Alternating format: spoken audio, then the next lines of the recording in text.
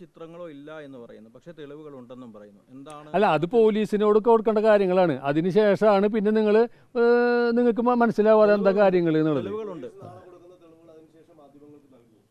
അല്ല, ഞാനത് പോലീസിനോട് മൊഴി കൊടുത്തിട്ട് പോലീസിന് കൊടുക്കേണ്ട കാര്യങ്ങൾ ഞാൻ അറിയിച്ചതിന് ശേഷം എന്താണ് പിന്നെ അന്വേഷണ ഉദ്യോഗസ്ഥരാണ് തീരുമാനിക്കേണ്ടത്. അപ്പോൾ ഞാൻ അന്വേഷണ ഉദ്യോഗസ്ഥരോട് എങ്ങനെയാണ് അവർ പറയണേ അനുസരിച്ചിട്ടാണ് ഞാൻ പുറത്ത് കാര്യങ്ങൾ പറയാം. CCTV ഒക്കെ ഉണ്ടായിരുന്നല്ലോ, അതൊക്കെ എങ്ങനെയാ പോയി എന്നുള്ളതൊക്കെ ഞാൻ പറയാം. ഞാൻ ഇതൊക്കെ കഴിയട്ടെ, ഈ നാളെ മൊഴി കൊടുത്ത് കഴിയട്ടെ. എല്ലാ കാര്യങ്ങളും എനിക്കറിയാവുന്ന ഒരു കാര്യങ്ങളും ഞാൻ മറച്ചു വെക്കാതെ ഞാൻ തുറന്നു പറയും. പണം കൊടുത്തു വിട്ടത് ആരാന്നറിയില്ല. ചേട്ടൻ പറഞ്ഞ അതെനിക്കറിയില്ല. അറിയാത്ത ഒരു കാര്യങ്ങളും ആര് ചോദിച്ചാലും ഞാൻ പറയില്ല. ഞാൻ നേരിട്ട് എൻ്റെ കണ്ണിൽ കണ്ട കാര്യങ്ങൾ അത് ആരൊക്കെ ഉണ്ടെങ്കിലും ഞാൻ പറയുകയും ചെയ്യും. അതിലൊന്ന് കള്ളപ്പണം എന്ന് പറഞ്ഞു കഴിഞ്ഞാൽ 9 കോടി രൂപ കൊണ്ടുവന്നത് കള്ളപ്പണമല്ല. 9 കോടി രൂപ രാത്രി 11 മണിക്ക് ഈ മിനി ട്രക്കിൽ കൊണ്ടുവരുന്നത് നേരായ മാർഗത്തു കൂടിയാണോ പണം കൊണ്ടുവരുന്നത്? അതായത് പണം കൊണ്ടുവരുന്നത് എങ്ങനെയാണ്? അക്കൗണ്ടബിൾ മണി എങ്ങനെയാണ് നമ്മൾ എടുക്കുക? കണക്കിലുള്ള പണം നമ്മൾ ഈ 11 മണിക്ക് സൂക്ഷിച്ചിട്ട് ആരും കാണാണ്ട് കൊണ്ടുവന്നിട്ട് അവർക്ക് താമസിക്കാൻ എന്നെ കൊണ്ട് മുറി എടുത്ത് കൊടുപ്പിച്ചിട്ട് അവർ പിന്നെ ഇവിടുന്ന് കൊണ്ടുപോകുമ്പോൾ ബാക്കി വഴിയിൽ വെച്ചിട്ട് റോബറി നടക്കുക, പിന്നെ അത് പോലീസ് പിടിക്കുക, പിന്നെ അതിനെക്കുറിച്ചിട്ട് അന്വേഷണങ്ങൾ വരിക. ഇതൊക്കെ കാരണം കൊണ്ടാണല്ലോ ഞാനിവിടെ ഓഫീസിൽ പണിയെടുക്കേണ്ടതെന്ന് ഞാൻ പോലും അതിന് സാക്ഷിയാവേണ്ടി വന്നത്, അല്ലേ? കാരണം ഞാൻ കൊണ്ടുവന്ന കാര്യങ്ങളല്ലല്ലോ അത്. പാർട്ടിക്ക് വേണ്ടി കൊണ്ടുവന്നത്, അത് എന്ത് കാര്യത്തിനാണോ കൊണ്ടുവന്നത് അത് ആ രീതിയിലാണ് അത് ഉപയോഗിക്കേണ്ടത്. ആ രീതിയിൽ ഉപയോഗിക്കണത് തന്നെ തെറ്റാണ്. കാരണം അത് കള്ളപ്പണമാണ്.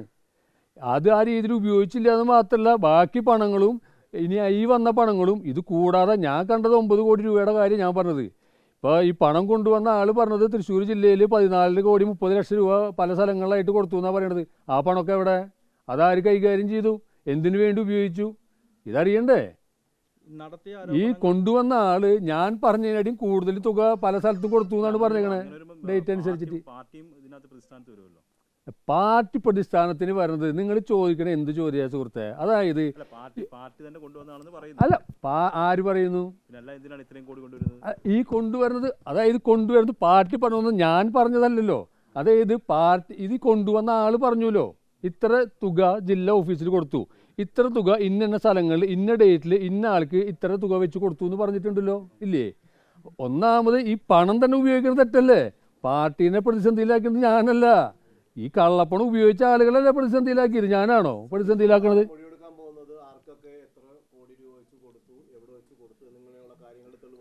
ആർക്കൊക്കെ എത്രയൊക്കെ കൊടുത്തു എന്നുള്ളതല്ല, ആർക്കൊക്കെ എത്രയൊക്കെ വഴിയിൽ കൊടുത്തു എന്നുള്ളത് ധർമ്മരാജൻ പറഞ്ഞിട്ടുണ്ട് കൊണ്ടുവന്നത്.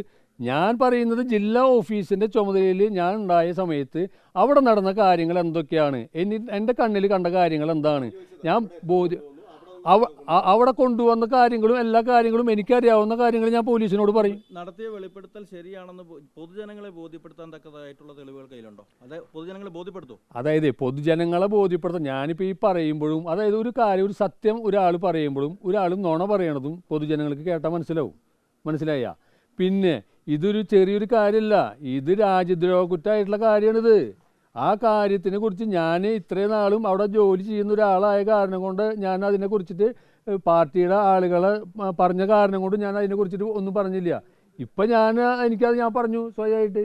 താങ്കൾ വെളിപ്പെടുത്തൽ നടത്തിയ ശേഷം പാർട്ടിയിൽ ആരെങ്കിലും വിളിച്ച് ഇക്കാര്യത്തിലെ കാര്യങ്ങൾ ചോദിച്ചു? ഇല്ലില്ല, എന്നെ ആരും ഞാൻ അതല്ല പറഞ്ഞത്. എന്നെ ചോദിക്കണമെങ്കിൽ എന്നെ ഇനി കൂടുതൽ കാര്യങ്ങൾ പറയരുതെന്ന് പറയാനായിരിക്കണം എന്നോട് വിളിക്കേണ്ടത്. ഞാൻ പറഞ്ഞല്ലോ, എന്നെ ഒരു പണമായാലും പവറായാലും ഞാൻ അതിൽ വീണ ആളല്ല. ഇല്ല, സത്യസന്ധമായിട്ടുള്ള കാര്യങ്ങൾ ഇല്ലില്ല അങ്ങനെ വിളിച്ചിട്ടില്ല. ഒന്നാമത് ഇതിൻ്റെ കാര്യങ്ങൾ ഈ സംഭവം നടന്നപ്പോൾ തന്നെ പല നേതാക്കന്മാരും എന്നോട് ചോദിച്ചപ്പോൾ അതിൻ്റെ യാഥാർത്ഥ്യങ്ങൾ ഞാൻ ആ സമയത്ത് തന്നെ എനിക്കറിയാവുന്നത് മനസ്സിൽ സൂക്ഷിക്കുന്ന ആളുകളോടൊക്കെ ഞാൻ പറഞ്ഞിട്ടുണ്ടായിരുന്നു. ഇപ്പം ഞാനിതിങ്ങനെ പറയാനുള്ള സാഹചര്യം ഇത് എന്നെ പ്രകോപിപ്പിച്ചിട്ട് പറഞ്ഞതാണ് ഞാൻ. കാരണം എന്നെ മിണ്ടാണ്ട് ഒരു കാര്യം നോക്കണ്ട അവനവൻ്റെ കാര്യം നോക്കി നിൽക്കുന്ന ഒരാളിനെ മനഃപൂർവ്വം ഓരോ കാര്യങ്ങൾ പറഞ്ഞ് പ്രകോപിപ്പിക്കുക, ഇല്ലാത്ത ഓരോ കാര്യങ്ങൾ പറഞ്ഞിട്ട് എന്നെ ഇങ്ങനെ പ്രകോപിപ്പിച്ചുകൊണ്ടിരിക്കുക. ഞാനത് പറയും. ഇനി പിന്നെ എന്താ കാരണം വെച്ച് കഴിഞ്ഞാൽ ആരായാലും എന്തായാലും ഈ ഒരു കാര്യങ്ങൾ അതിൻ്റെ രീതി ഞാൻ പോലീസിനോട് നാളെ പറയുമ്പോൾ അവർ അതിൻ്റെ കാര്യങ്ങൾ തീരുമാനിക്കട്ടെ. ഓക്കെ.